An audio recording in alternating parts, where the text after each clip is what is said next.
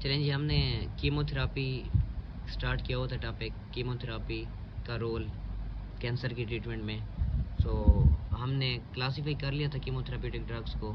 अब हम पढ़ते हैं assessment of response to chemotherapy.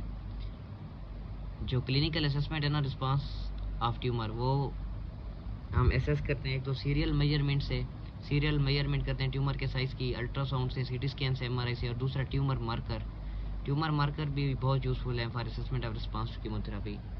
अब कीमोथेरापी की कॉम्प्लिकेशंस क्या हैं?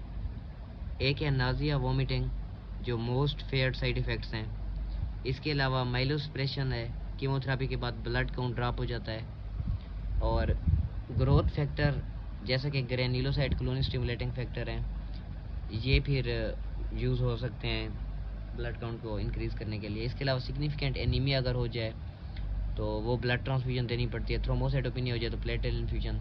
इसके अलावा हेयर लॉस, एलोपेसिया। इसके अलावा जीआईटी में कौन सी कॉम्प्लिकेशन है? माउथ अल्सरेशन है, डायरिया है, कॉन्स्टिपेशन है। न्यूरोलॉजिकल कॉम्प्लिकेशन कौन सी हैं? तो एक विंसल क्लैड्स, ये ऑटोनोमिक न्यूरोपैथी काज करते हैं। सिस्प्लास्टिन की वजह से टिनाइटिस और हेयरिंग लॉस होता है, जो इम्प्रूव होता है आफ्टर स्टॉपिंग द ड्रग। इसके अलावा bladder toxicity, cyclophosphamide haemorrhagic cystitis cause करता है। मायोपैथी, पसली टैक्सिल माइल्जिया और जनरलाइज अल्थेल्जिया काज करता है। Cardiotoxicity associated with doxorubicin. Nephrotoxicity methotrexate. Pulmonary toxicity bleomycin. और इनफर्टिलिटी एल्केलेटिंग एजेंट।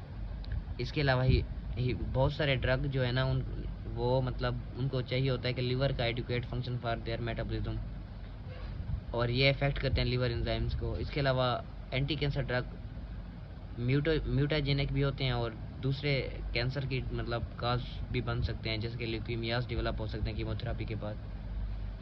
सो ये हमने वन बाई वन पढ़ लिया है। कॉम्प्लिकेशंस भी पढ़ ली हैं कीमोथेरापी की, रिस्पांस भी कीमोथेरापी का पढ़ लिया है, मैकेनिज्म भी पढ़ लिया है। अब एक इम्पॉर्टेंट चीज़ मैं आपको दिखाता हूँ जो एग्ज़ाम्स में बहुत दफ़ा और बुक में नहीं लिखी हुई, वो है कि कंबाइंड कीमोथेरापी के यूजेस क्या हैं, क्या फ़ायदे हैं। तो कंबाइंड कीमोथेरापी का ये फ़ायदा होता है कि कंबाइंड कीमोथेरापी से एक तो इफ़ेक्टिव एजेंट्स यूज़ होते हैं, इसके अलावा ऐसे एजेंट यूज़ होते हैं जिनका डिफरेंट मोड ऑफ एक्शन हो, तो इसे कहते हैं सिनर्जी। तो जब हर एक का मैकेनिज्म ऑफ एक्शन डिफरेंट होगा तो ज़ाहिर बात है डिफरेंट एक्शन साथ में मिलेंगे तो एक इफ़ेक्टिव ट्रीटमेंट होगी। इसके अलावा डिफरेंट जब कीमोथेरापिक ड्रग्स यूज़ करते हैं तो उनकी नॉन ओवरलैपिंग टॉक्सिसिटीज़ होती हैं। इसके अलावा consider spatial cooperation, so use effective agent with different mode of action, non overlapping toxicities and special cooperation. ये हैं कंबाइंड कीमोथेरापी के बेनिफिट्स, और ये बार बार एग्जाम्स में इसलिए मैंने यहाँ पे लिख दिया है।